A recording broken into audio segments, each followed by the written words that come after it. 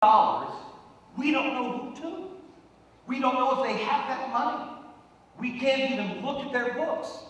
When Congress asks them, we need to see your books, we need to find out this $9 trillion, where's that going, where's that coming from, what are you doing, we need to see your books. They claim bankers' privilege, which means the Fed doesn't have to answer any questions for the Congress. That's $9 trillion of your money and my money. That's our children's future. And yet they don't have to answer a single question on it. And the people in Washington are thinking about giving those people even more control. Meanwhile, we have $5 billion going to AmeriCorps. And AmeriCorps is the new acorn in our government. AmeriCorps is going to be this public service organization. They're going to do all these charitable things. Is it just me? Weren't we always the most charitable nation on earth? Why do we need a multiple million-dollar study that is just underway now to figure out how to make Americans more charitable? We're already charitable. We already sent more money down to the Katrina victims than the federal government did, and that's saying something. And when we sent it, it actually went to people, you know, not like the hookers in other cities where they were using the government charge card. The government is gobbling up everything at an alarming speed. And yet, for some reason, maybe it's because we don't know what to do, we generally remain quiet, and we don't stand up. Even though we know every time the government gets involved, they screw it up. If you just look at private schools. If I say private school, public school, which one's better? Private or public? Private attorney or public defender? Which one do you want? Private housing, public housing. Private pool, public pool. Private bathroom, public bathroom.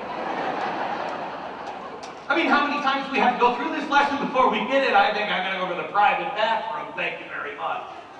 And yet, we're talking now about private health care or public health care. Let's everybody go get your driver's license. And just remember what that's like to get your driver's license before we start to go to our government to get a kidney. Greed has failed.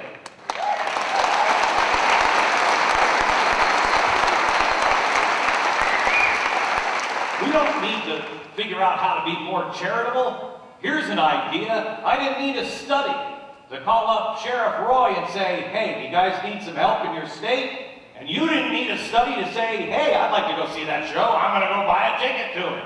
And then for us to give the money to the sheriff's department. It's not rocket science.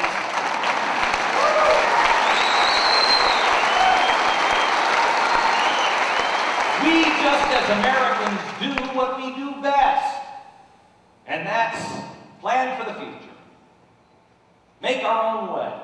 You know, every time, you know what I love about coming to the West? Is the mountains. I fly over the mountains, and I look at those damn things, and I think of the pioneers, and I think, never in a million years would I have made that. Never in a million years. I would have made it maybe the first hill. And then I would have got up to the top and went, oh, crap. I don't think I would have made it across the Mississippi. I really don't. I would have like, that looks cold. You guys go ahead. Every time I fly over those mountains. Last night I was having dinner at a friend's house in Salt Lake City. And he has this house, and the mountain is right there. And I just looked at that thing and went, not a chance in hell. My little hand cars would have tumbled down and I would have thrown myself off. no way. How is it that the people who conquered those mountains, how is it that we're sitting here saying, oh, I don't know, maybe we need government to help? We'd all be in Denver if the government was getting us across the mountains.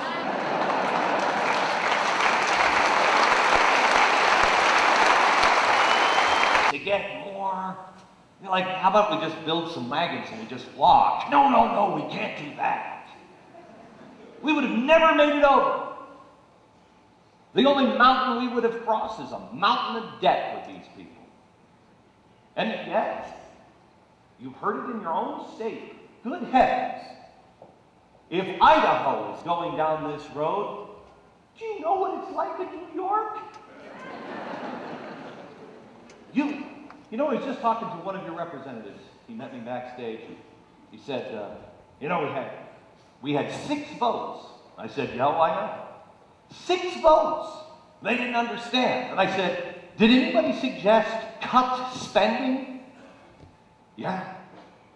What is it about politicians where they don't understand cut spending? I would work in my home. Can you imagine going home and having your spouse and you're saying, gee, I got no money. Honey, we're completely out of money.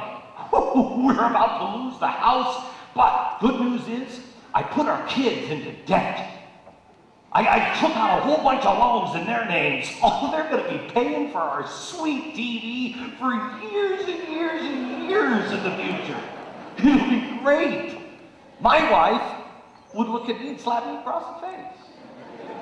My grandfather would have just hit me in the back of the head with a shovel. I was on vacation this week and I was thinking about it. I'm going to start next week. I'm going to start letters from our grandparents.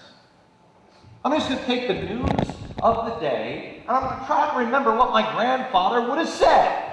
I was watching this Michael Jackson bullcrap.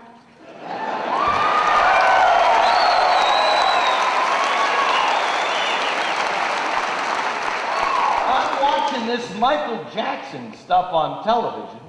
And all I can hear is my grandfather's voice saying, what the hell is wrong with you people? He's dead. Oh, and I hate to point out, he was touching little children when he was alive. How about a fireworks show? He's dead.